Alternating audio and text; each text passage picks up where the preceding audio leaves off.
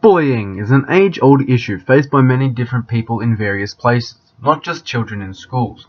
Although bullying does have a more profound and detrimental effect when experienced at school. As technology has changed, so too has the nature of bullying. Bullying is not confined to the schoolyard anymore. As means of communication have progressed, bullying has become more accessible and can be done from anywhere. Cyberbullying, as it is known, has become an increasingly more dangerous issue, and the government has acknowledged this. The New South Wales Department of Education have listed cyberbullying under its anti-bullying policy and have also dedicated an entire plan to prevent and assist those suffering from cyberbullying. This separate plan is invaluable as cyberbullying is a beast of its own. New South Wales Department of Education defines cyberbullying as the use of information and communication technologies to support repeated and deliberate hostile behaviour intended to harm others. In the same document, the New South Wales Department of Education also lists forms of cyberbullying. These include flaming, harassing and threatening messages, denigration, impersonation, outing or trickery, ostracism and sexting. The old saying, "Sticks and stones may break my bones, but names will never hurt me," does not seem to ring quite as true anymore, as the psychological abuse dished out using technology is having serious effects on people. These effects include low self-esteem, low self-efficacy, anxiety, depression, fear, anger, embarrassment, suicidal thoughts, decreased academic achievement, and increased truancy. Research, such as that provided by Kowalski, Limber, and Agustin in their book Cyberbullying, Bullying in the Digital Age, suggests that unlike traditional bullying, students believe that adults are less likely to intervene in bullying that occurs online. This would account for the rising prevalence of cyberbullying. According to the Australian government, 1 in 5 children aged between 12 and 17 experienced cyberbullying in the past year. Statistics of cyberbullying from nobullying.com suggest that 70% of students report seeing online bullying, as well as 53% of students admitting to saying something hurtful to someone else online. They also suggest that 1 in 10 report cyberbullying to an adult, and only 1 in 6 parents know their child is being abused. The New South Wales Department of Education reports that 50% of children in the United States of America have been a victim of cyberbullying. As the majority of cyberbullying takes place outside of school and online, it creates an ethical dilemma. A typical ignorant response to children who are suffering from cyberbullying is to just turn it off. Turning off a child's technological system would close avenues of cyberbullying, but it also shuts children off from their friends. As technology has evolved, so too has hanging out with friends. Facebook allows users to chat with their friends wherever they are. Gaming consoles such as PlayStation and Xbox allow gamers not only to play wirelessly with their friends, but also send text messages and voice chat. However, these avenues also allow bullies to harass victims whenever they feel like, with a multitude of options. Another issue of cyberbullying is the question of whether it actually falls under the responsibility of schools. Why not let parents deal with it? The New South Wales Department of Education points out that the student discipline in government school policy indicates that school discipline policy may apply outside of school hours and off school premises, where there is a clear and close connection between the school and conduct of students. Though New South Wales public schools have the responsibility to help deal with cyberbullying issues, what are they doing to help? The New South Wales Department of Education have listed ways schools can assist in further preventing and treating those suffering from cyberbullying.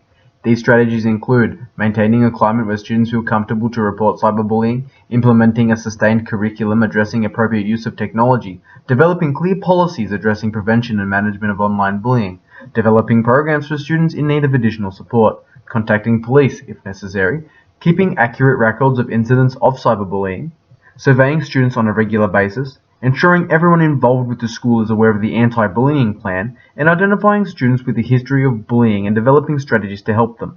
The Department of Education notes that every case of cyberbullying has a different severity and each need to be treated separately. All strategies listed are for schools to adopt. These are not intervention strategies targeted at training individuals how to act when they see cyberbullying occur. The New South Wales Department of Education have tried to cover every basis. They have also included a list of recommended intervention strategies. Among the list they mention bystander training, buddy system, the PICUS method, which refers to the empathetical anti-bullying technique. However, this method should only be carried out by a trained school psychologist. Other listed techniques include mediation, strengthening victim assertiveness, or a more traditional disciplinary approach. The Department of Education state very clearly that the intervention strategies are not 100% effective. The New South Wales Department of Education are not the only ones taking a stand against cyberbullying. Norton Internet Security have also joined the crusade as they have teamed up with Australia's latest sporting superstar. For the past 3 months, sporting headlines have been dominated at least once a week by reports of cross-sport legend Jarryd Hayne. As Australia continues to support the success of Jarryd Hayne and his NFL dream, he provides a great role model for children. Norton have acknowledged this and jumped aboard the Hayne plane. Hayne recently donated $123,000 to Beyond Blue, an Australian non-profit organisation that helps people suffering from depression and anxiety, on behalf of Norton, to raise awareness of cyberbullying. Hayne is quoted with saying, "We often don't realise how detrimental cyberbullying can be until it's too late, and I hope my involvement in Norton's cause will encourage anyone experiencing cyberbullying to seek help. All too often, people think that whatever happens in the online world is not as hurtful as the physical world, but that's not true.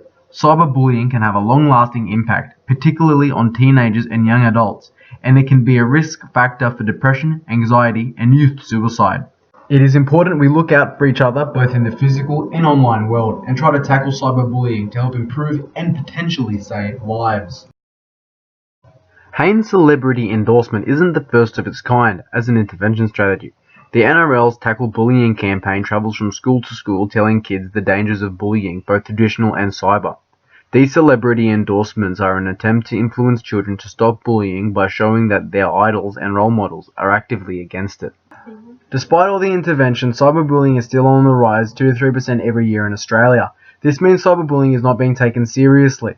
To stop cyberbullying, policy needs to extend to the home. Banning under 18s from utilising mediums that can be used for cyberbullying, such as Facebook and online features at PlayStation, sounds like it would work, but children would be smart enough just to create a fake date of birth to gain access. It falls to parents to educate their children that their behaviour is illegal. A national policy applying to repeat offenders must be introduced. The only way to stop this completely is confiscation of technology. For first-time offenders, this means parental confiscation. Repeat offenders will be met by local youth liaison officers, and those officers will continue to confiscate the child's technological system. The time will be dependent upon the severity of the case. If the item confiscated is a computer belonging to the family and is required for work of parents or homework, a government-controlled replacement will be issued with strict limitations on programs and websites that can be accessed. This policy is only hypothetical, but would potentially see a decrease in cyberbullying, as children will lose means of conducting harassment. This hypothetical policy is ethically sound as it does not punish the victim by removing them from phones or technology. It does not discriminate in who is affected. Everyone is dealt with equally. This is described as justice, belonging to an ends-based approach to ethical thinking and policy making. Newman and Polnitz define ends-based thinking as a judgment that achieves the greatest balance of good over evil for the greatest number of people. They also describe justice, saying it is about being for others and making decisions that promote common interests. No one wants to be bullied online, and everyone wants to enjoy the marvel of online technology, whether that be playing games or chatting with friends. The hypothetical policy described is an ends-based approach to stop cyberbullying fairly and ethically, promoting justice.